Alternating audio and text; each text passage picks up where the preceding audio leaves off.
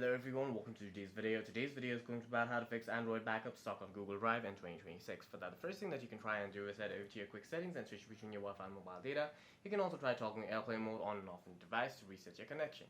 If that does not work, simply head over to settings on your device, tap on apps, head over to see all apps, and then head over to the search bar and then start typing in Google Drive in the search bar, tap on Drive, Storage and Cache, clear the cache of Google Drive and try again.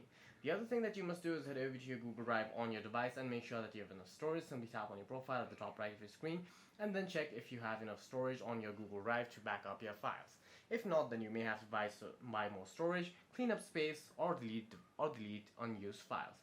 The other thing that you must do is head over to your profile at the top right of your screen, hit manage accounts on this device, tap on your account, remove your account off of your device and re-add it onto your device. After that, what you can do is simply head over to your quick settings, tap on your power icon, restart your device and try again. For any further questions, please feel free to leave a comment down below.